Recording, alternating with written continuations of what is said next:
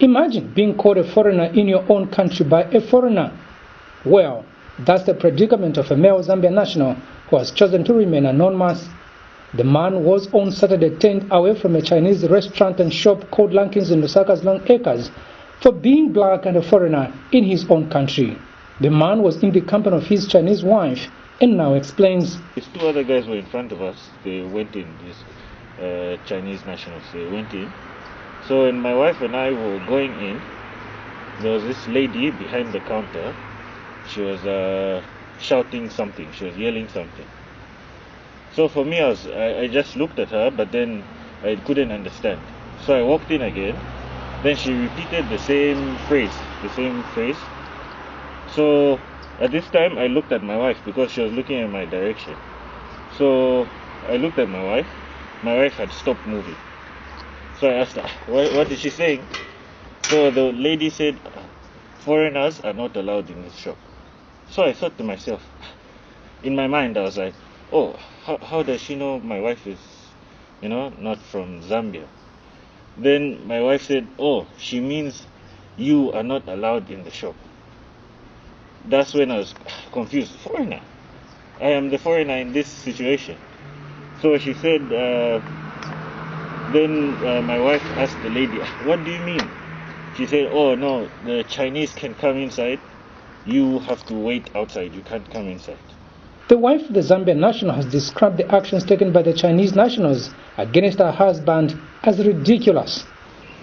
I don't think racism is everywhere.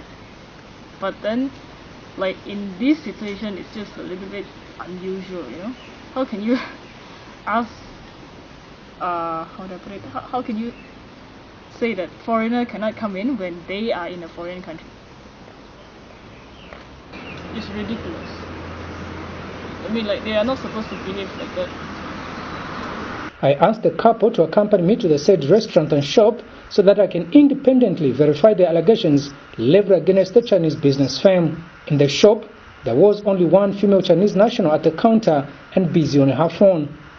We proceeded in the shop, and when going out, I asked the Chinese lady, with the help of the Zambian national's wife for translation, if I could see the owners of the shop so that I can find out about the allegations leveled against them. But the lady outrightly refused. When she refused, I asked her whether it's true or not that they turn away blacks in their shop. In her response, the Chinese national explained that this decision has been arrived at in view of the coronavirus, but denied turning away any black person, a contradiction.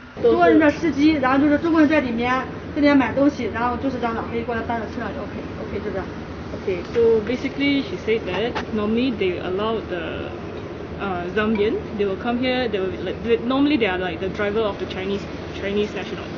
So the Chinese national will come and buy stuff, the Zambian driver will be waiting outside, then they will be carrying the stock from here to the car, not to go inside. But if let's say those who are they insist to go in, they will still allow. So the Zambian drivers, the black ones, they wait from here. Yes. Then the Chinese, they go inside, they buy, then they get the stuff from here. So when you came here, they thought he's also a driver for you. Is that what they thought? But the one yesterday is not this. Simply put, the Chinese are saying blacks transmit the coronavirus. How painful can that be? That's simply an insult. Well, let's assume that what this lady is saying is true, that they don't discriminate against the blacks. Their actions speak to the contrary. For example, everything here is written in Chinese except for phone numbers and names of Zambia and China. This is happening in Zambia. What about if it is China itself? I traveled to Gwangju some time back, maybe some 8-9 years ago. And on arrival at Gwangju airport,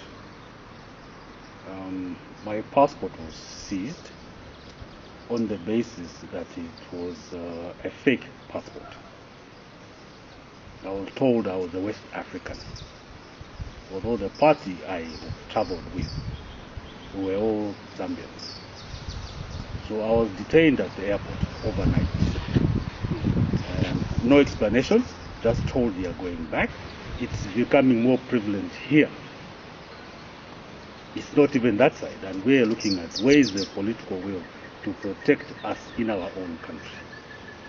That can happen out there, but we do not expect it to start happening here, and politicians are sitting idly by. Is Zambia slowly turning into a Chinese colony? Has Zambia been secretly sold to the Chinese while citizens were still asleep? Could it be that our leaders know something about the Zambia-China dealings which we don't know? Can a Zambian behave like this in China? This is quite strange, and strange indeed. Kalan Muchima reporting for Move TV News in Lusaka.